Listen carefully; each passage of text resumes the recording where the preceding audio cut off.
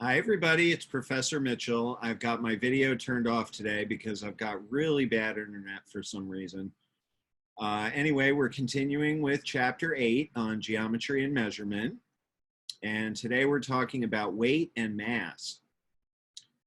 So the objectives in this section are to define US units of weight and convert from one unit to another, perform arithmetic operations on US units of weight, define metric units of mass and convert from one unit to another, and perform arithmetic operations on metric units of mass. When we talk about how heavy an object is, we are concerned with the object's weight.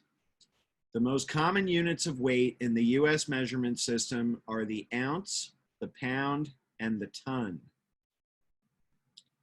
So here's how those units relate to each other. There are 16 ounces in a pound. Notice the sort of weird abbreviations for both ounces and pounds. Ounces is abbreviated OZ, and pound is abbreviated LB. That's from the Latin libra. And there are 2,000 pounds in 1 ton.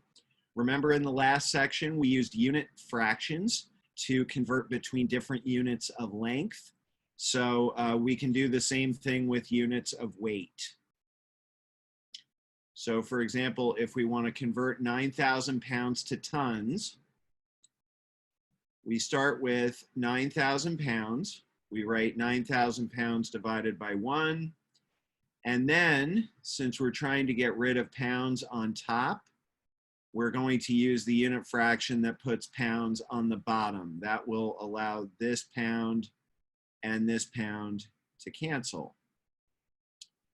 And so the pounds cancel out. We're left with 9,000 divided by 2,000, which is 9 halves, or 4.5. So 9,000 pounds is equal to 4.5 tons. Here's one that you could pause the video and try if you're feeling frisky. We want to 5 pounds to ounces. So we start with 5 pounds. We write 5 pounds divided by 1. And since we're trying to get rid of pounds, we will put pounds on the bottom of the unit fraction. 16 ounces divided by 1 pound. That's another name for 1, because these two measurements are equal. The pounds are going to cancel each other out. They didn't show quite as much work this time. And that's going to leave us with 5 times 16 ounces, which is 80 ounces. There are 80 ounces in 5 pounds. To convert a number of ounces into pounds and ounces, we do that the same way we did in the last section when we were trying to convert feet to feet and inches, for example. All right, start by setting up your unit fraction. This time we're going to put ounces on the bottom because that's the unit that I'm trying to cancel out. We start by converting this into pounds, and then we'll talk about how many pounds and ounces it is. All right, so this is going to be 38/16 pounds. And basically what we're doing here is changing that into a mixed number. 16 goes into 38 2 times with 6 left over.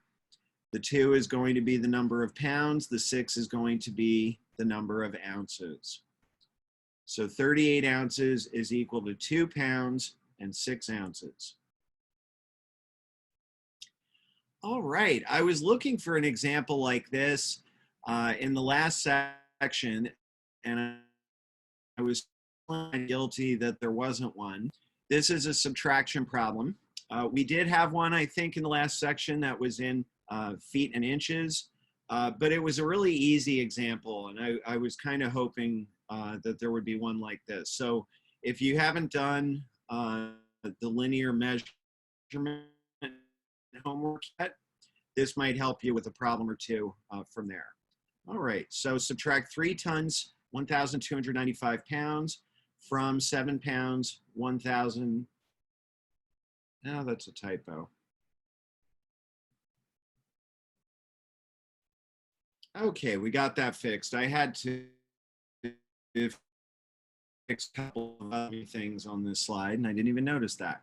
Subtract 3 tons, 1,295 pounds from 7 tons, 1,000 pounds. So the first thing to remember is that subtract from reverses the order. So this means 7 tons, 1,000 pounds minus 3 tons, 1,295 pounds. So you might see the complication in this problem. We can't subtract 1,295 pounds from 1,000 pounds, right? So this is how we're going to do it. We're going to take 1 ton away from the 7 tons, and we are going to turn that 1 ton into pounds. All right, so what happens here is that I've taken away 1 of my tons, so I have 6 left, and I have cashed in that 1 ton for 2,000 pounds. Remember, 1 ton is 2,000 pounds. So when I add that 2,000 pounds to the 1,000 that I already had, it becomes 6 tons, 3,000 pounds. This is exactly the same way that you would do a problem like, let's say 11 feet 3 inches minus 8 feet 10 inches would work just like this. So now all the numbers are good. I can subtract with no problem. 3,000 minus 1,295 is 1,705, and 6 minus 3 is 3. So the difference between these two weights is 3 tons, 1,705 pounds. All right, that brings us to the metric system. Remember, King Henry died by drinking chocolate milk is a way to help you remember these prefixes. The base unit for mass in the metric system is the gram. All right, and for a few points of reference, a large paper clip weighs approximately 1 gram. A box of crackers weighs 453 grams, so that's nearly half a kilogram. And a kilogram is slightly over 2 pounds. So in the last video, I linked to that Harriet Ball song that she sang with her class, and I remember that there was some stuff about units of mass in there. It's really cool. I just love that. All right, so to convert, for example, 360,000 milligrams to grams, we're going to write down our prefixes.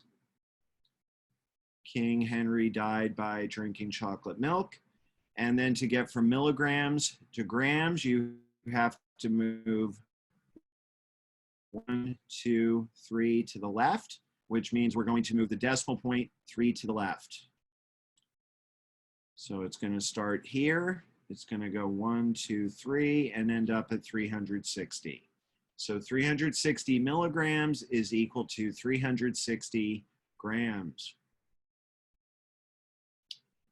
All right, and we had a problem that was kind of like this linear measurement to subtract 3.1 decigrams from 2.5 grams. We just have to convert these so that, or one of them, so that they're both the same unit. And I see they chose to convert decigrams to grams. So the way they would have done that, King Henry died by drinking chocolate milk. So the only thing that's not perfect about that system is that there are 2 D's, right? There's deca and deci. So you just have to remember that the deci is the smaller one. That's the one that goes with drinking. Notice deci, centi, and milli all end with a letter I, which might be helpful. All right, so since to get from deci to the base unit, you move 1 to the left. That means we're going to take this decimal point and move it 1 to the left. So 3.1 decigrams is equal to 0.31 grams. And now we can just subtract 2.5 minus 0.31. Notice they put the 0 on here. We always did that when we added or subtracted decimals.